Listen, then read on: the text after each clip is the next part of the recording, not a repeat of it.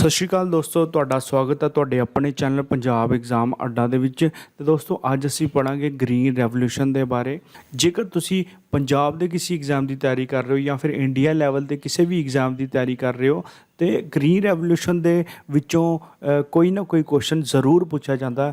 ਤਾਂ ਇਸ ਤੋਂ ਇਲਾਵਾ ਜੇਕਰ ਤੁਸੀਂ ਪੰਜਾਬ PCS ਦੀ ਤਿਆਰੀ ਕਰ ਰਹੇ ਹੋ ਤੇ ਉਹਦੇ ਵਿੱਚ ਪ੍ਰੀਲਿਮਸ 'ਚ ਤੇ ਆਬਜੈਕਟਿਵ ਕੁਐਸਚਨ ਪੁੱਛੇ ਹੀ ਜਾਂਦੇ ਆ ਗ੍ਰੀਨ ਰੈਵੋਲੂਸ਼ਨ ਦੇ ਵਿੱਚੋਂ।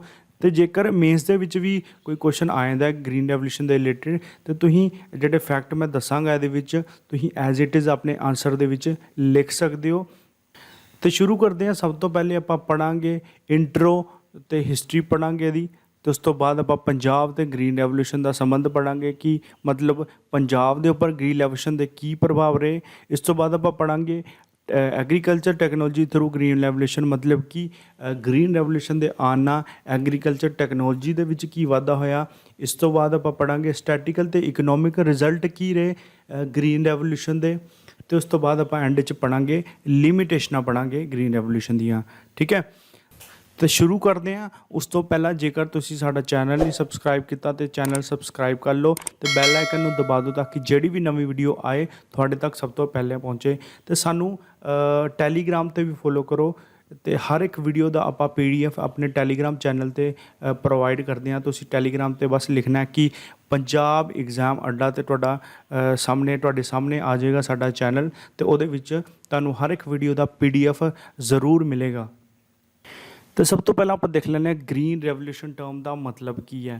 तो यदा मतलब है कि एक तरह की कोशिश या फिर एक तरह का अटैम्प्ट जिहदे नाल फसली विभिन्नता ते फसली उत्पादन दे विच वाधा होए। मैं एक बार फिर दस देना कि इस टर्म का मतलब है कि एक तरह की कोशिश या एक तरह का अटैम्प्ट जिन्हों करन दे नाल फसलों दे उत्पादन दे विच वाधा होए। ठीक है, तो ये जी टर्म हैगी है ग्रीन रैवोल्यूशन वो किन्ने दी सीगी, ये दी सीगी विलियम गॉड ने, जोड़े कि United state agency for the international development they which director सीगे। ये तुसी नाम याद रखना है। इन्होंने 1908 दे विच ग्रीन रैवोल्यूशन जी टर्म हैगी है वो दी सीगी।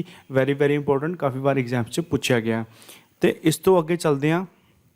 ਹੁਣ ਆਪਾਂ ਦੇਖਦੇ ਹਾਂ ਕਿ 20ਵੀਂ ਸਦੀ ਦੇ ਵਿੱਚ ਜਿਹੜੀ ਡਿਵੈਲਪਡ ਕੰਟਰੀਜ਼ ਤੇ ਡਿਵੈਲਪਿੰਗ ਕੰਟਰੀਜ਼ ਦੇ ਵਿੱਚ ਖੇਤੀਬਾੜੀ ਨੂੰ ਲੈ ਕੇ ਕੀ ਸਿਸਟਮ ਚੱਲ ਰਹੇ ਸੀਗੇ, ਐਗਰੀਕਲਚਰ ਨੂੰ ਲੈ ਕੇ ਕੀ ਮਤਲਬ ਪ੍ਰਯੋਗ ਚੱਲ ਰਹੇ ਸੀਗੇ। ਆਪਾਂ ਪਹਿਲੇ ਡਿਵੈਲਪਡ ਤੇ ਡਿਵੈਲਪਿੰਗ ਕੰਟਰੀਜ਼, ਜੇਕਰ ਤੁਹਾਨੂੰ ਨਹੀਂ ਪਤਾ ਮੈਂ ਤੁਹਾਨੂੰ ਦੱਸਦਾ ਡਿਵੈਲਪਡ ਤੇ ਡਿਵੈਲਪਿੰਗ ਕੰਟਰੀ ਕਿਹੜੀਆਂ ਹੁੰਦੀਆਂ। एक डिवेलप्ड कंट्री किहड़ी हुंदी है जिहदे विच इंडस्ट्रीलाइजेशन बड़ा ज़्यादा हुंदा, मतलब कि उन्हां दी इकनॉमी जिहड़ी हैगी है वो ज़्यादातर इंडस्ट्रीज़ दे उपर डिपेंड करदी है।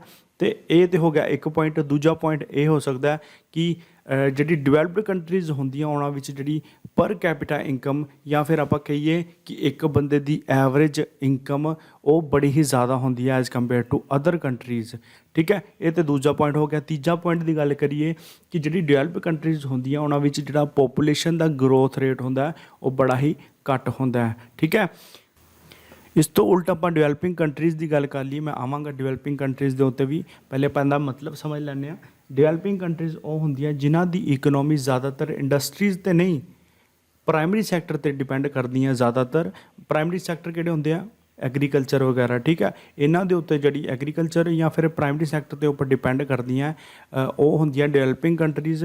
इन्हां दे विच इंडस्ट्रीज़ जिहड़ी इंडस्ट्रीलाइजेशन बड़ा घट हुंदा ते इन्हां दी जिहड़ी पर कैपिटा इनकम होंदी है डिवेलपिंग कंट्रीज़ दी वो भी घट हुंदी है।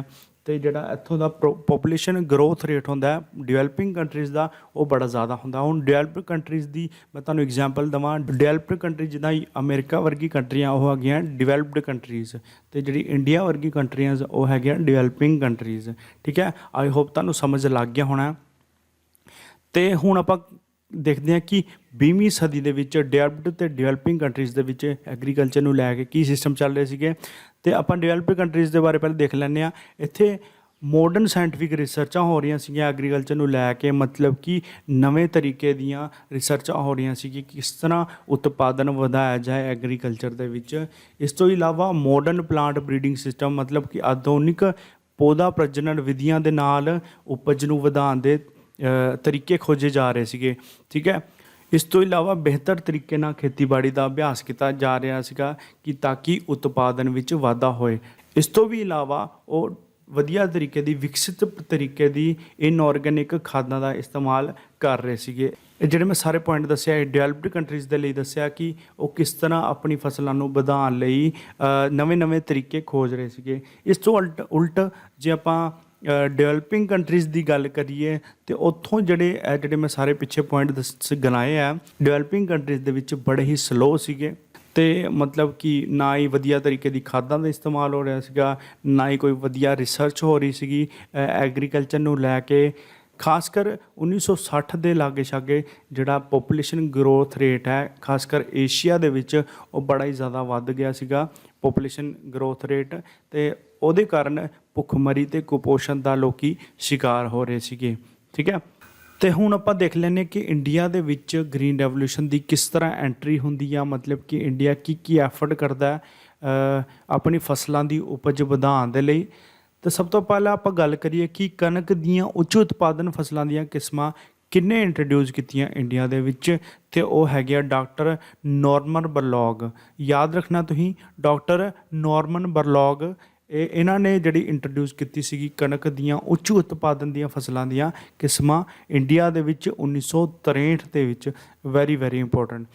ਜੇਕਰ ਆਪਾਂ ਡਾਕਟਰ ਨੋਰਮਨ ਬਰਲੌਗ ਦੀ ਗੱਲ ਕਰੀਏ ਤੇ ਇਹ ਜਿਹੜੇ ਹੈਗੇ ਆ ਉਹ ਹੈਗੇ ਅਮਰੀਕਨ ਐਗਰੋਨੋਮਿਸਟ ਸੀਗੇ, ਤੇ ਇਹਨਾਂ ਨੂੰ ਫਾਦਰ ਆਫ ਗ੍ਰੀਨ ਰੈਵੋਲੂਸ਼ਨ ਵੀ ਕਿਹਾ ਜਾਂਦਾ ਹੈ। ਵੈਰੀ ਇੰਪੋਰਟੈਂਟ, ਕਾਫੀ ਵਾਰ ਐਗਜ਼ਾਮ 'ਚ ਪੁੱਛਿਆ ਜਾਂਦਾ ਹੈ ਕਿ ਫਾਦਰ ਆਫ ਗ੍ਰੀਨ ਰੈਵੋਲੂਸ਼ਨ ਕਿਹਨਾਂ ਨੂੰ ਕਿਹਾ ਜਾਂਦਾ ਹੈ, ਤੇ ਹੈਗੇ ਆ ਡਾਕਟਰ ਨੋਰਮਨ ਬਰਲੌਗ। ਤੇ ਇਹਨਾਂ ਨੂੰ ਨੋਬਲ ਪ੍ਰਾਈਜ਼ ਵੀ ਮਿਲਿਆ ਸੀਗਾ 1970 ਦੇ ਵਿੱਚ। ਕਿਉਂ ਮਿਲਿਆ ਸੀਗਾ? ਕਿਉਂਕਿ ਇਹਨਾਂ ਨੇ ਵਿਸ਼ਵ ਦੀ ਭੁੱਖਮਰੀ ਤੇ ਕੁਪੋਸ਼ਣ ਨਾਲ ਲੜਨ 'ਚ ਲੋਕਾਂ ਦੀ ਸਹਾਇਤਾ ਕੀਤੀ ਸੀਗੀ ਫਸਲਾਂ ਦੇ ਉਤਪਾਦਨ ਨੂੰ ਵਧਾ ਕੇ। ਠੀਕ ਹੈ, ਇਹ ਸੀਗੇ ਡਾਕਟਰ ਨੋਰਮਨ ਬਰਲੌਗ। ਕਾਫੀ ਇੰਪੋਰਟੈਂਟ ਹੈ ਐਗਜ਼ਾਮ ਦੇ ਪੁਆਇੰਟ ਆਫ ਵਿਊ ਨਾਲ, ਤੁਸੀਂ ਯਾਦ ਰੱਖਣਾ। ਤੇ ਹੁਣ ਆਪਾਂ ਦੇਖਦੇ ਹਾਂ ਕਿ ਪੰਜਾਬ ਦਾ ਗ੍ਰੀਨ ਰੈਵੋਲੂਸ਼ਨ ਦੇ ਵਿੱਚ ਕੀ ਯੋਗਦਾਨ ਰਿਹਾ ਇੰਡੀਆ ਦੇ ਵਿੱਚ। ਤਾਂ ਠੀਕ ਹੈ, ਤੇ 1961 ਦੇ ਵਿੱਚ ਕੀ ਹੁੰਦਾ, ਜਿਹੜੇ ਸਾਡੇ ਐਗਰੀਕਲਚਰ ਮਿਨਿਸਟਰ ਸੀਗੇ ਇੰਡੀਆ ਦੇ ਉਸ ਟਾਈਮ 'ਤੇ ਸੀ ਸੁਬਰਮਨਿਅਮ ਜੀ, ਉਹਨਾਂ ਦੇ ਐਡਵਾਈਜ਼ਰ ਦੇ ਤੌਰ 'ਤੇ ਡਾਕਟਰ ਨੋਰਮਨ ਬਰਲੌਗ ਨੂੰ ਇੰਡੀਆ ਦੇ ਵਿੱਚ ਸੱਦਿਆ ਗਿਆ। ਤੇ ਇਹਨਾਂ ਨੇ ਮਿਲ ਕੇ ਕੀ ਕੀਤਾ, ਇੱਕ ਫੋਰਡ ਫਾਊਂਡੇਸ਼ਨ ਸੀਗੀ ਤੇ ਗਵਰਨਮੈਂਟ ਆਫ ਇੰਡੀਆ ਨੇ ਮਿਲ ਕੇ ਬੀਜ ਮੰਗਾਏ, ਉੱਚ ਪ੍ਰਜਾਤੀ ਦੇ ਬੀਜ ਮੰਗਾਏ। ਕਿਹਦੇ ਕੋਲੋਂ? ਇੰਟਰਨੈਸ਼ਨਲ ਮੇਜ਼ ਐਂਡ ਵੀਟ ਇੰਪਰੂਵਮੈਂਟ ਸੈਂਟਰ ਕੋਲੋਂ। ਜੇ ਪੰਜਾਬੀ 'ਚ ਦੇਖੀਏ, ਅੰਤਰਰਾਸ਼ਟਰੀ ਮੱਕੀ ਅਤੇ ਕਣਕ ਸੁਧਾਰ ਕੇਂਦਰ ਕੋਲੋਂ ਉੱਚ ਪ੍ਰਜਾਤੀ ਦੇ ਬੀਜ ਮੰਗਾਏ ਗਏ। ਤੇ ਇਸ ਤੋਂ ਬਾਅਦ ਪੰਜਾਬ ਨੂੰ ਚੁਣਿਆ ਗਿਆ। ਕਿਹਦੇ ਲਈ ਚੁਣਿਆ ਗਿਆ? ਉੱਚ ਉਤਪਾਦਨ ਦੀਆਂ ਫਸਲਾਂ ਨੂੰ ਤਿਆਰ ਕਰਨ ਲਈ ਪੰਜਾਬ ਨੂੰ ਚੁਣਿਆ ਗਿਆ। ਕਿਉਂ ਚੁਣਿਆ ਗਿਆ? ਕਿਉਂਕਿ ਇੱਥੇ ਜਿਹੜੀ ਭਰੋਸੇਮੰਦ ਪਾਣੀ ਦੀ ਸਪਲਾਈ ਸੀਗੀ, ਭਰਪੂਰ ਪਾਣੀ ਦੀ ਸਪਲਾਈ ਸੀਗੀ। ਤੇ ਇੱਥੋਂ ਹੀ ਫਿਰ ਇੰਡੀਆ ਦੇ ਜਿਹੜੇ ਗ੍ਰੀਨ ਰੈਵੋਲੂਸ਼ਨ ਦਾ ਪ੍ਰੋਗਰਾਮ ਹੈ, ਇੱਥੋਂ ਹੀ ਜਿਹੜਾ ਸ਼ੁਰੂਆਤ ਹੋਈ ਉਹਦੀ।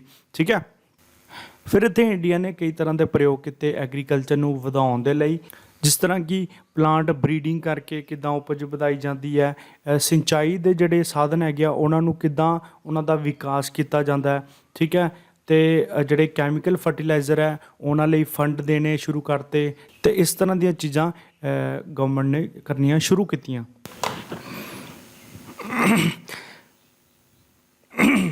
ਤੇ ਇਸ ਤੋਂ ਇਲਾਵਾ ਇੰਡੀਆ ਨੇ ਇੱਕ IR8 ਨਾਮ ਦਾ ਚਾਵਲ ਇੰਟਰਨੈਸ਼ਨਲ ਤੇ ਇਸ ਤੋਂ ਇਲਾਵਾ ਇੰਡੀਆ ਨੇ IR8 ਨਾਮਕ ਦਾ ਚਾਵਲ ਇੰਟਰਨੈਸ਼ਨਲ ਰਾਈਸ ਰਿਸਰਚ ਇੰਸਟੀਚਿਊਟ ਕੋਲੋਂ ਅਡੋਪਟ ਕੀਤਾ, ਜਿਹਦੀ ਕਿ ਜਿਹੜੀ ਉਪਜ ਸੀਗੀ ਉਹ ਟ੍ਰੈਡੀਸ਼ਨਲ ਜਿਹੜਾ ਚੌਲ ਸੀਗਾ ਸਾਡਾ ਪਹਿਲੇ ਉਗਾਇਆ ਜਾਂਦਾ ਸੀਗਾ ਉਹਦੇ ਨਾਲੋਂ 10 ਗੁਣਾ ਜ਼ਿਆਦਾ ਉਹਦੀ ਉਪਜ ਸੀਗੀ। ਇਸ ਕਰਕੇ ਇਹਨੂੰ ਮਿਰੇਕਲ ਰਾਈਸ ਜਾਂ ਫਿਰ ਚਮਤਕਾਰੀ ਚਾਵਲ ਵੀ ਕਿਹਾ ਗਿਆ। ਤੁਸੀਂ ਯਾਦ ਰੱਖਣਾ IR8। ਠੀਕ ਹੈ, ਹੁਣ ਅੱਗੇ ਆਪਾਂ ਦੇਖ ਲੈਂਦੇ ਹਾਂ ਕਿ ਐਗਰੀਕਲਚਰ ਟੈਕਨੋਲੋਜੀ ਦੇ ਵਿੱਚ ਗ੍ਰੀਨ ਰੈਵੋਲੂਸ਼ਨ ਦੇ ਕਾਰਨ ਕੀ ਵਾਧੇ ਹੋਏ। ਜਿਸ ਤਰ੍ਹਾਂ ਕਿ ਤੁਹਾਨੂੰ ਮੈਂ ਪਹਿਲੇ ਵੀ ਦੱਸਿਆ ਕਿ ਨਵੇਂ ਤਰੀਕੇ ਦੇ ਸਿੰਚਾਈ ਦੇ ਪ੍ਰੋਜੈਕਟ ਚਲਾਏ ਗਏ, ਵਧੀਆ ਤਰੀਕੇ ਦੀ ਨਾਈਟ੍ਰੋਜਨ ਵਾਲੀਆਂ ਖਾਦਾਂ ਦਾ ਇਸਤੇਮਾਲ ਹੋਇਆ ਤੇ ਵਧੀਆ ਤਰੀਕੇ ਦੇ ਕੀਟਨਾਸ਼ਕਾਂ ਦਾ ਵੀ ਇਸਤੇਮਾਲ ਸ਼ੁਰੂ ਹੋ ਗਿਆ। ਠੀਕ ਹੈ, ਤੇ ਉੱਚ ਉਤਪਾਦਨ ਦੀਆਂ ਫਸਲਾਂ ਦੀਆਂ ਕਿਸਮਾਂ ਨੂੰ ਡਿਵੈਲਪ ਕਰਨਾ ਸ਼ੁਰੂ ਕੀਤਾ, ਜਿਨ੍ਹਾਂ ਨੂੰ ਹਾਈ ਯੀਲਡਿੰਗ ਵੈਰਾਈਟੀ ਵੀ ਕਿਹਾ ਜਾਂਦਾ ਹੈ, ਮਤਲਬ ਕਿ ਉੱਚ ਉਤਪਾਦਨ ਦੇਣ ਵਾਲੀਆਂ ਫਸਲਾਂ ਦੀਆਂ ਕਿਸਮਾਂ। ਤੇ ਇਹਨਾਂ ਫਸਲਾਂ 'ਚ ਕੀ ਖਾਸੀਅਤ ਸੀਗੀ ਕਿ ਇਹਨਾਂ ਵਿੱਚ ਜਿਹੜੀ ਨਾਈਟ੍ਰੋਜਨ ਨੂੰ ਐਬਜ਼ੌਰਬ ਕਰਨ ਦੀ ਸ਼ਕਤੀ ਸੀਗੀ ਉਹ ਬੜੀ ਹੀ ਜ਼ਿਆਦਾ ਸੀਗੀ। ਤੇ ਇਸ ਤੋਂ ਇਲਾਵਾ ਕ੍ਰੋਸ ਬਰੀਡਿੰਗ ਟੈਕਨੋਲੋਜੀ ਦੇ ਨਾਲ ਨਵੇਂ ਇੰਪਰੂਵਡ ਜੀਨੋਮ ਤਿਆਰ ਕੀਤੇ ਗਏ। ਤਾਂ ਮੈਂ ਤੁਹਾਨੂੰ ਦੱਸਦਾ ਕਿ ਕ੍ਰੋਸ ਬਰੀਡਿੰਗ ਟੈਕਨੋਲੋਜੀ ਦੇ ਵਿੱਚ ਕੀ ਹੁੰਦਾ ਹੈ ਕਿ 2 ਪ੍ਰਕਾਰ ਦੀ ਬਰੀਡਿੰਗ ਦਾ ਇਸਤੇਮਾਲ ਕਰਕੇ ਇੱਕ ਨਵੇਂ ਪ੍ਰਕਾਰ ਦੀ ਬਰੀਡ ਤਿਆਰ ਕੀਤੀ ਜਾਂਦੀ ਹੈ। ਠੀਕ ਹੈ, ਜਿੱਦਾਂ ਮੈਂ ਤੁਹਾਨੂੰ ਪਿੱਛੇ IR8 ਨਾਮ ਦਾ ਚਾਵਲ ਦੱਸਿਆ ਸੀਗਾ, ਤੇ ਉਹਨੂੰ ਕਿਸ ਤਰ੍ਹਾਂ ਤਿਆਰ ਕੀਤਾ ਗਿਆ ਸੀਗਾ, ਜਿਹਦੇ ਵਿੱਚ ਇੰਡੋਨੇਸ਼ੀਆ ਦੇ ਇੱਕ ਚਾਵਲ ਦੀ ਵੈਰਾਈਟੀ ਜਿਹਦਾ ਨਾਂ ਹੈ ਪੀਟਾ, ਤੇ ਚਾਈਨਾ ਦੇ ਚੌਲ ਦੀ ਇੱਕ ਵੈਰਾਈਟੀ ਜਿਹਦਾ ਨਾਂ ਹੈ ਡੀ ਜੀਓ ਵੂ ਜੈਨ, ਇਹਨਾਂ ਦੋਨਾਂ ਨੂੰ ਮਿਕਸ ਕਰਕੇ IR8 ਬਣਾਇਆ ਗਿਆ ਸੀਗਾ। ਠੀਕ ਹੈ, ਕਾਫੀ ਇੰਪੋਰਟੈਂਟ ਹੈ, ਤੁਸੀਂ ਯਾਦ ਰੱਖਣਾ। ਤੇ ਇਸ ਤੋਂ ਇਲਾਵਾ ਡਬਲ ਕ੍ਰੋਪਿੰਗ ਸਿਸਟਮ ਸ਼ੁਰੂ ਹੋ ਗਿਆ। ਪਹਿਲਾਂ ਕੀ ਹੁੰਦਾ ਸੀਗਾ, ਇੱਕ ਸੀਜ਼ਨ ਦੇ ਵਿੱਚ ਇੱਕੋ ਫਸਲ ਉਗਾਈ ਜਾਂਦੀ ਸੀਗੀ। ਹੁਣ ਨਵੇਂ ਤਰੀਕੇ ਦੀ ਖੋਜਾਂ ਦੇ ਨਾਲ ਇੱਕ ਸੀਜ਼ਨ ਦੇ ਵਿੱਚ 2 ਫਸਲਾਂ ਵੀ ਉਗਾਈਆਂ ਜਾ ਸਕਦੀਆਂ ਸੀਗੀਆਂ। ਹਿਊਜ ਡੈਮਸ ਵਰ ਬਿਲਟ, ਮਤਲਬ ਕਿ ਵੱਡੇ ਪੱਧਰ 'ਤੇ ਸਿੰਚਾਈ ਦੀ ਜਿਹੜੀ ਮੰਗ ਆ ਉਹਨੂੰ ਪੂਰਾ ਕਰਨ ਦੇ ਲਈ ਵੱਡੇ ਵੱਡੇ ਡੈਮ ਬਣਾਏ ਗਏ। ਨਵੀਂ ਤਰੀਕੇ ਦੀ ਸਿੰਚਾਈ ਦੀ ਟੈਕਨੋਲੋਜੀ ਡਿਵੈਲਪ ਕੀਤੀ ਗਈ, ਅਡੋਪਟ ਕੀਤੀ ਗਈ। ਠੀਕ ਹੈ, ਅੱਗੇ ਆਪਾਂ ਪੜ੍ਹਾਂਗੇ ਕਿ ਸਟੈਟਿਕਲ ਤੇ ਇਕਨੋਮਿਕਲ ਰਿਜ਼ਲਟ ਕੀ ਰਹੇ ਗ੍ਰੀਨ ਰੈਵੋਲੂਸ਼ਨ ਦੇ। ਇਹ ਤੁਸੀਂ ਬੜੇ ਹੀ ਪਿਆਰ ਨਾਲ ਤੇ ਧਿਆਨ ਨਾਲ ਦੇਖਣਾ, ਕਿਉਂਕਿ ਆਪਾਂ ਇਹਨੂੰ ਬੜੇ ਹੀ ਆਸਾਨ ਤਰੀਕੇ ਦੇ ਨਾਲ ਸਮਝਣ ਦੀ ਕੋਸ਼ਿਸ਼ ਕਰਾਂਗੇ। ਹੁਣ ਦੇਖੋ, ਆਪਾਂ ਕਣਕ ਤੇ ਚਾਵਲ ਦੀਆਂ ਉੱਚ ਉਤਪਾਦਨ ਦੀਆਂ ਕਿਸਮਾਂ ਤਿਆਰ ਕਰ ਰਹੇ ਸੀਗੇ। ਉਹਨਾਂ ਨੂੰ ਕੀ ਚਾਹੀਦਾ ਸੀਗਾ, ਜ਼ਿਆਦਾ ਫਰਟੀਲਾਈਜ਼ਰ, ਕੈਮੀਕਲ ਫਰਟੀਲਾਈਜ਼ਰ ਚਾਹੀਦੇ ਸੀਗੇ, ਜ਼ਿਆਦਾ ਪਾਣੀ ਚਾਹੀਦਾ ਸੀਗਾ। ਠੀਕ ਹੈ, ਤੇ ਜ਼ਿਆਦਾ ਵਧੀਆ ਤਰੀਕੇ ਦੇ ਕੀਟਨਾਸ਼ਕ ਚਾਹੀਦੇ ਸੀਗੇ। ਸਭ ਤੋਂ ਪਹਿਲਾਂ ਦੇਖਦੇ ਹਾਂ ਆਪਾਂ ਕਿ ਉਹਨਾਂ ਨੂੰ ਵਧੀਆ ਤਰੀਕੇ ਦੇ ਫਰਟੀਲਾਈਜ਼ਰ ਤੇ ਕੈਮੀਕਲ ਚਾਹੀਦੇ ਸੀਗੇ, ਜਿਹਦੇ ਨਾਲ ਕੀ ਹੋਇਆ ਕਿ ਲੋਕਲ ਜਿਹੜੀ ਮੈਨੂਫੈਕਚਰਿੰਗ ਸੈਕਟਰ ਹੈਗੇ ਆ, ਜਿਹੜੇ ਉਹ ਫਰਟੀਲਾਈਜ਼ਰ ਜਾਂ ਕੈਮੀਕਲ ਤਿਆਰ ਕਰਦੇ ਸੀਗੇ, ਉਹਨਾਂ ਦੇ ਵਿੱਚ ਵਾਧਾ ਹੋਇਆ। ਤੇ ਜਿਹੜੀ ਉਹ ਇੰਡਸਟਰੀਜ਼ ਜਿਹੜੇ ਉਹ ਫਰਟੀਲਾਈਜ਼ਰ ਵਗੈਰਾ ਜਾਂ ਫਿਰ ਹੋਰ ਖਾਦਾਂ ਜਿਹੜੀਆਂ ਬਣਾਉਂਦੀ ਸੀਗੀਆਂ, ਉਹਨਾਂ ਇੰਡਸਟਰੀ ਦੇ ਵਿੱਚ ਵੀ ਗਰੋਥ ਹੋਈ। ਇਹਨਾਂ ਦੋਨਾਂ ਦੇ ਨਾਲ ਕੀ ਹੋਇਆ, ਨਵੀਂ ਜੋਬਸ ਕ੍ਰੀਏਟ ਹੋਈਆਂ ਉਹਨਾਂ ਇੰਡਸਟਰੀਅਲ ਸੈਕਟਰ ਦੇ ਵਿੱਚ ਤੇ ਉਹਨਾਂ ਲੋਕਲ ਮੈਨੂਫੈਕਚਰਿੰਗ ਸੈਕਟਰਾਂ ਦੇ ਵਿੱਚ, ਤੇ ਨਾਲ GDP ਦੇ ਵਿੱਚ ਵੀ ਵਾਧਾ ਹੋਇਆ। ਹੁਣ ਇਸ ਤੋਂ ਇਲਾਵਾ ਆਪਾਂ ਗੱਲ ਕਰੀਏ ਕਿ ਪਾਣੀ ਦੀ ਵੀ ਜ਼ਿਆਦਾ ਜ਼ਰੂਰਤ ਸੀਗੀ, ਜਿਹਦੇ ਕਾਰਨ ਨਵੇਂ ਡੈਮਸ ਬਣਾਏ ਗਏ, ਹਿਊਜ ਕੁਆਂਟੀਟੀ ਦੇ ਡੈਮਸ ਬਣਾਏ ਗਏ। ਡੈਮਸ ਬਣਨ ਦੇ ਨਾਲ ਕੀ ਹੋਇਆ, ਆਪਾਂ ਉਹਦੇ ਉੱਪਰ ਹਾਈਡਰੋ ਇਲੈਕਟ੍ਰਿਕ ਪਾਵਰ ਪ੍ਰੋਜੈਕਟ ਚਲਾਏ, ਜਿਹਦੇ ਨਾਲ ਜ਼ਿਆਦਾ ਤੋਂ ਜ਼ਿਆਦਾ ਇਲੈਕਟ੍ਰਿਸਿਟੀ ਪ੍ਰੋਡਿਊਸ ਹੋਈ, ਨਵੀਂ ਜੋਬਸ ਕ੍ਰੀਏਟ ਹੋਈਆਂ, ਤੇ ਉਹਨਾਂ ਨਾਲ ਲੱਗਦੀਆਂ ਜਿਹੜੀਆਂ ਇੰਡਸਟਰੀਜ਼ ਸੀ ਉਹਨਾਂ ਦੇ ਵਿੱਚ ਵੀ ਵਾਧਾ ਹੋਇਆ। ਤੇ ਆ ਜਾ ਕੇ ਇਹਦਾ ਫਾਇਦਾ ਕੀ ਹੈ, ਲੋਕਾਂ ਦੀ ਕੁਆਲਿਟੀ ਆਫ ਲਾਈਫ ਦੇ ਵਿੱਚ ਵਾਧਾ ਹੋਇਆ। ਆਈ ਹੋਪ ਤੁਹਾਨੂੰ ਇਹ ਸਾਰਾ ਸਮਝ ਆ ਗਿਆ ਹੋਣਾ। ਤੇ ਨੈਕਸਟ ਵਧਦੇ ਹਾਂ ਆਪਣੇ ਅਗਲੀ ਸਲਾਈਡ ਵੱਲ। ਇਸ ਤੋਂ ਅੱਗੇ ਆਪਾਂ ਦੇਖਦੇ ਹਾਂ ਕਿ 1947 ਤੋਂ ਲੈ ਕੇ 1979 ਤੱਕ ਖੇਤੀ ਦੇ ਉਪਜ ਵਿੱਚ 30% ਤੋਂ ਜ਼ਿਆਦਾ ਵਾਧਾ ਹੋਇਆ। ਤੇ ਜਿਹੜੀ ਟੋਟਲ ਗ੍ਰੇਨ ਦੀ ਉਪਜ ਹੈ, ਮਤਲਬ ਕਿ ਕਣਕ ਤੇ ਚੌਲਾਂ ਦੀ ਜਿਹੜੀ ਉਪਜ ਹੈ, ਉਹ 131 ਮਿਲੀਅਨ ਟਨ ਤੱਕ ਹੋ ਗਈ, ਜਿਹਨੇ ਇੰਡੀਆ ਨੂੰ one of the biggest agriculture producer ਬਣਾ ਦਿੱਤਾ। ਤੇ ਇਸ ਤੋਂ ਇਲਾਵਾ ਆਪਾਂ ਗੱਲ ਕਰੀਏ ਜੇ ਖੇਤੀਬਾੜੀ ਦੇ ਅੰਦਰ ਜਿਹੜਾ ਏਰੀਆ ਆਉਂਦਾ, ਉਹਦੇ ਵਿੱਚ ਵੀ ਵਾਧਾ ਹੋਇਆ। 7% ਤੋਂ ਵੱਧ ਕੇ ਇਹ 22% ਹੋ ਗਏ। ਪਹਿਲੇ 10 ਸਾਲਾਂ ਵਿੱਚ ਹੀ, ਜਦੋਂ ਗ੍ਰੀਨ ਰੈਵੋਲੂਸ਼ਨ ਸ਼ੁਰੂ ਹੋਇਆ, ਉਹਦੇ 10 ਸਾਲਾਂ ਦੇ ਅੰਦਰ ਹੀ ਜਿਹੜਾ ਐਗਰੀਕਲਚਰ ਦਾ ਏਰੀਆ ਹੈਗਾ ਉਹ 7% ਤੋਂ ਵੱਧ ਕੇ 22% ਹੋ ਗਿਆ। ਇਸ ਤੋਂ ਨਿੱਕੇ ਪੱਧਰ 'ਤੇ ਗੱਲ ਕਰੀਏ, ਜਿਹੜੀ ਕਣਕ ਦੇ ਏਰੀਏ ਦੇ ਵਿੱਚ 70% ਵਾਧਾ ਹੋਇਆ, ਚੌਲਾਂ ਦੇ ਏਰੀਏ ਦੇ ਵਿੱਚ 35% ਵਾਧਾ ਹੋਇਆ, ਤੇ ਬਾਜਰੇ ਤੇ ਮੱਕੇ ਦੇ ਖੇਤੀ ਦੇ ਏਰੀਏ ਦੇ ਵਿੱਚ 20% ਵਾਧਾ ਹੋਇਆ। ਤੇ ਦੋਸਤੋ, ਹੁਣ ਆਪਾਂ ਦੇਖ ਲੈਂਦੇ ਹਾਂ ਕਿ ਲਿਮਿਟੇਸ਼ਨ ਕੀ ਰਹੀਆਂ ਗ੍ਰੀਨ ਰੈਵੋਲੂਸ਼ਨ ਦੀਆਂ। तो दोस्तों किसी भी चीज़ का वाधा अंत विच ओहदा नुकसान भी दिंदा है। मतलब कि excess of everything is bad, मतलब कि किसी भी चीज़ का ज़्यादा होना बाद चों नुकसानदायक होंदा है। तो सब तो पहले आप देख लैंने रिडक्शन इन सॉयल फर्टिलिटी, मतलब कि सॉयल की जिहड़ी न्यूट्रेंट सीगे, मिट्टी की जिहड़ी फर्टिलिटी सीगी, उपजाऊपन सीगा, वो हौली हौली किवें घटदा गया। सब तो पहले ड्यू टू रिपीट क्रॉपिंग। सब तो पहले आप देखते हैं कि एक सीजन ਦੇ ਵਿੱਚ ਇੱਕੋ ਖੇਤੀ ਕੀਤੀ ਜਾਂਦੀ ਸੀਗੀ ਤੇ ਬਾਅਦ ਵਿੱਚ ਡਬਲ ਕ੍ਰੋਪਿੰਗ ਸਿਸਟਮ ਦੇ ਆਉਣ ਨਾਲ ਇੱਕ ਸੀਜ਼ਨ ਦੇ ਵਿੱਚ ਦੋ ਜਿਹੜੀਆਂ ਕ੍ਰੋਪਿੰਗ ਕੀਤੀ ਜਾਣ ਲੱਗ ਪਈਆਂ, ਜਿਹਦੇ ਨਾਲ ਕੀ ਹੋਇਆ, ਮਿੱਟੀ ਦੇ ਜਿਹੜੇ ਮੇਨ ਨਿਊਟ੍ਰੀਐਂਟ ਸੀਗੇ ਉਹ ਹੌਲੀ ਹੌਲੀ ਖਤਮ ਹੋਣੇ ਸ਼ੁਰੂ ਹੋ ਗਏ। ਇਨਕਰੀਜ਼ ਕੈਮੀਕਲ ਫਰਟੀਲਾਈਜ਼ਰ ਡਿਪੈਂਡੈਂਸੀ, मतलब कि ਹੁਣ ਨਿਊਟ੍ਰੀਐਂਟਸ ਤੇ ਖਤਮ ਹੋ ਗਏ ਧਰਤੀ ਦੇ ਵਿੱਚੋਂ ਬਾਰ-ਬਾਰ ਕ੍ਰੋਪਿੰਗ ਕਰਨ ਦੇ ਨਾਲ ਜਾਂ ਬਾਰ-ਬਾਰ ਖੇਤੀ ਕਰਨ ਦੇ ਨਾਲ। ਹੁਣ ਕੀ ਹੋਇਆ ਕਿ ਸਾਡੀ ਜਿਹੜੀ ਆ ਡਿਪੈਂਡੈਂਸੀ ਉਹ ਕੈਮੀਕਲ ਫਰਟੀਲਾਈਜ਼ਰ ਦੇ ਉੱਪਰ ਹੋ ਗਈ। ਮਤਲਬ ਆਪਾਂ ਕੈਮੀਕਲ ਫਰਟੀਲਾਈਜ਼ਰ ਦੇ ਉੱਪਰ ਜ਼ਿਆਦਾ ਨਿਰਭਰ ਹੋ ਗਏ, ਜਿਹਦੇ ਨਾਲ ਵੀ ਮਿੱਟੀ ਨੂੰ ਕਾਫੀ ਨੁਕਸਾਨ ਹੋਇਆ। ਇਸ ਤੋਂ ਅੱਗੇ ਆਪਾਂ ਗੱਲ ਕਰੀਏ ਤੇ ਇਨਕਰੀਜ਼ ਇਨ ਸੋਇਲ ਟੌਕਸਿਸਿਟੀ, मतलब ਕਿ ਮਿੱਟੀ ਦੇ ਵਿੱਚ ਜ਼ਹਿਰੀਲਾਪਨ ਵਧਿਆ। ਹੁਣ ਦੇਖੋ, ਜਿੱਦਾਂ ਕਿ ਮੈਂ ਤੁਹਾਨੂੰ ਪਹਿਲੇ ਵੀ ਦੱਸਿਆ ਸੀਗਾ, ਜਿਹੜੀ ਉੱਚ ਉਤਪਾਦਨ ਦੀਆਂ ਫਸਲਾਂ ਦੀਆਂ ਕਿਸਮਾਂ ਹੁੰਦੀਆਂ ਉਹਨਾਂ ਨੂੰ ਜ਼ਿਆਦਾ ਪਾਣੀ ਚਾਹੀਦਾ ਹੁੰਦਾ ਹੈ, ज़्यादा फर्टिलाइज़र चाहिए होंगे हैं तो ज़्यादा ही कीटनाशक दवाइयां का इस्तेमाल भी चाहिए होंगे है। हुण यही ज़्यादा कीटनाशक दवाइयां का इस्तेमाल करन दे नाल की होया साडे जिहड़ा ईकोसिस्टम है उहदे विच लैड बोरोन ते फ्लोरीन वर्गे जिहड़े घातक जिहड़े तत्व हैगे आ वो वधना शुरू हो गए। ईकोसिस्टम की हुंदा है कि साडा आला दुआला पानी हवा पेड़ पौधे जीव ये साडा ईकोसिस्टम हुंदा है। इहदे विच लैड बोरोन फ्लोरीन वर्गे जिहड़े तत्व है फैलना शुरू हो गए जिहदे कारण कई प्रकार की बीमारियां सामने आ जाती है जिस तरह कि नर्वस डिसऑर्डर हो गया ब्लड डिसऑर्डर हो गया जेनेटिक चेंज हो गए इस तरह की बीमारियां साडे सामने भी आती हैं। ठीक है नैक्सट है साडे कोल जेनेटिक डाइवर्सिटी लॉस। इहदे च की हुंदा है कि रिप्लेस द क्रॉपिंग रोटेशन पहले की हुंदा सीगा कि एक खेती तो बाद दूसरी दूसरी तो बाद तीसरी खेती की जाती सी पर हुण लोकी एक या दो ही फसलों के उपर डिपेंड हो गए जिहड़ियां कि ज़्यादा उत्पादन दे रही सीगियां। इस तो अगे affect native rice and wheat मतलब कि हुण देखो कि उच्च उत्पादन वालियां कणक दियां ते चौलां दियां किस्मां आ गईयां उहदे नाल की होया जिहड़ा साडा पुराने तरह के चौल या कणक सीगी बीजदे सीगे लोकी ਉਹਨਾਂ ਨੂੰ ਲੋਕੀ ਭੁੱਲ ਗਏ ਤੇ ਉਹ ਹੌਲੀ ਹੌਲੀ ਖਤਮ ਹੋਣੀ ਸ਼ੁਰੂ ਹੋ ਗਈਆਂ ਉਹਨਾਂ ਦੀ ਖੇਤੀ। ਤੇ ਇਸ ਤੋਂ ਅੱਗੇ ਹੈਗਾ ਕਿ ਲੋਕਲ ਫਲੋਰਾ ਫੋਨਾ ਲੋਸਟ। ਇਸ ਨੂੰ ਆਪਾਂ ਇਸ ਤਰ੍ਹਾਂ ਸਮਝ ਸਕਦੇ ਹਾਂ ਜਿਸ ਤਰ੍ਹਾਂ ਕਿ ਇੱਕ ਬੂਟਾ ਹੁੰਦਾ ਨਾ ਪੌਦਾ ਹੁੰਦਾ ਇੱਕ ਉਹਦੇ ਆਸੇ ਪਾਸੇ ਕਈ ਜੀਵ ਜੰਤੂ ਮਤਲਬ ਉਹਦੇ ਆਸਰੇ 'ਚ ਰਹਿੰਦੇ ਹੈ ਅਤੇ ਉਹਦੇ ਛੋਟੇ ਛੋਟੇ ਪੌਦੇ ਵੀ ਉਹਦੇ ਆਸਰੇ 'ਚ ਕਈ ਰਹਿੰਦੇ ਆ ਉਹਦੇ ਆਲੇ ਦੁਆਲੇ ਉਹਦੇ 'ਤੇ ਡਿਪੈਂਡ ਹੋ ਜਾਂਦੇ ਆ। ਜੇਕਰ ਉਹ ਬੂਟਾ ਪੱਟਿਆ ਜਾਵੇ ਉਹ ਪੌਦਾ ਪੱਟਿਆ ਜਾਵੇ ਅਤੇ ਉਹ ਜਿਹੜੇ ਜੀਵ ਜੰਤੂ ਹੈ ਉਹ ਵੀ ਨਸ਼ਟ ਹੋ ਜਾਣਗੇ ਅਤੇ ਉਹਦੇ ਲਾਗੇ ਛਾਗੇ ਜਿਹੜੇ ਛੋਟੇ ਪੌਦੇ ਉਹਦੇ ਆਸਰੇ 'ਚ ਰਹਿੰਦੇ ਸੀਗੇ ਉਹ ਵੀ ਨਸ਼ਟ ਹੋ ਜਾਣਗੇ। तो इसी तरह जी आप पहले ट्रेडिशनल खेती करते थे वो लगते जोड़ा फ्लोरा फोना सीगा या फिर जीव जंतु या फिर छोटे मोटे पौधे सीगे वो खत्म होने शुरू हो गए क्योंकि अपना ट्रेडिशनल खेती कर ही नहीं रहे तो ये नाल ही जोड़ा लोकल फ्लोरा फोना वो खत्म हो गया। तो अगे साढ़े को हैगा सैलिनाइजेशन एंड डेजर्टिफिकेशन। तो ये कि कारण होंदा है ड्यू टू वाटर लॉजिंग या फिर लॉगिंग जो मर्जी कह सकते हो तुसीं। ਇਹਦੇ 'ਚ ਕੀ ਹੁੰਦਾ ਹੈ ਕਿ ਜਿਹੜਾ ਪਾਣੀ ਖੜਾ ਹੁੰਦਾ ਖੇਤਾਂ ਦੇ ਵਿੱਚ ਉਹ ਤਾਂ ਇਵੈਪੋਰੇਟ ਹੋ ਜਾਂਦਾ ਥੋੜ੍ਹੀ ਦੇਰ ਬਾਅਦ ਪਰ ਜਿਹੜੇ ਸਾਲਟ ਹੈਗੇ ਆ ਬਾਕੀ ਕੈਮੀਕਲ ਦੇ ਜਾਂ ਫਰਟੀਲਾਈਜ਼ਰਸ ਤੇ ਕੈਮੀਕਲ ਫਰਟੀਲਾਈਜ਼ਰ ਦੇ ਉਹ ਉੱਥੇ ਰਹਿੰਦੇ ਆ ਜਿਹਦੇ ਨਾਲ ਬਾਅਦ 'ਚੋਂ ਮਰੂਸਤਲੀਕਰਨ ਸ਼ੁਰੂ ਹੋ ਜਾਂਦਾ ਮਤਲਬ ਕਿ ਮਿੱਟੀ ਬੰਜਰ ਹੋਣਾ ਸ਼ੁਰੂ ਹੋ ਜਾਂਦੀ ਹੈ। ਪੰਜਾਬ ਦੇ ਕਿੰਨੇ ਹੀ ਇਲਾਕਿਆਂ 'ਚ ਇਹ ਚੀਜ਼ ਸਾਨੂੰ ਦੇਖਣ ਨੂੰ ਮਿਲ ਰਹੀ ਹੈ। ਤੇ ਇਸ ਤੋਂ ਅੱਗੇ ਹੈਗਾ conversion of grass land to agriculture land.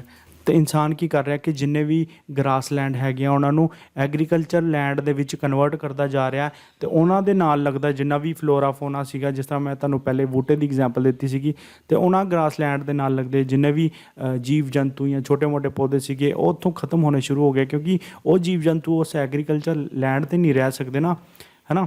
जेकर आप रिजल्ट की गल करिए इंडिया दे विच या फिर पंजाब दे विच ते वाधा भी होया उत्पादन दे विच वाधा होया पर सानू किते ना किते लिमिटेशनस देखने नूं भी मिलियां ते किते ना किते सानू घाटा भी देखने नूं मिलिया। तो ये सीगा अज दा लैक्चर ग्रीन रेवोल्यूशन दे उत्ते। तो तुसीं सानू कमेंट बॉक्स च दस सकदे हो कि सरकार इन्हां लिमिटेशन नूं ओवरकम करन दे लई की कर रही है की प्रोजैक्ट चला रही है। तो ये सीगा अज दा साडा लैक्चर ग्रीन रेवोल्यूशन के उपर। तो आई होप तुहानूं पसंद आया होएगा। जे तुहानूं सही लगा तो प्लीज़ लाइक करो इस वीडियो नूं ते अपने दोस्तों के नाल शेयर करो तो इस चैनल नूं ज़रूर सबसक्राइब करो। सानू फॉलो करो तुसी फेसबुक के उत्ते ते टैलीग्राम के उत्ते।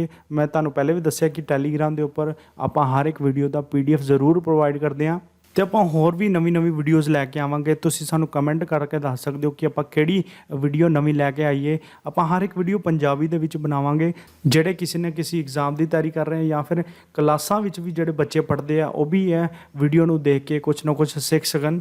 तो तुसीं अपने छोटे भैन भरा नूं भी एज ए लैक्चर के तौर पर वीडियोज़ दिखा सकते हो।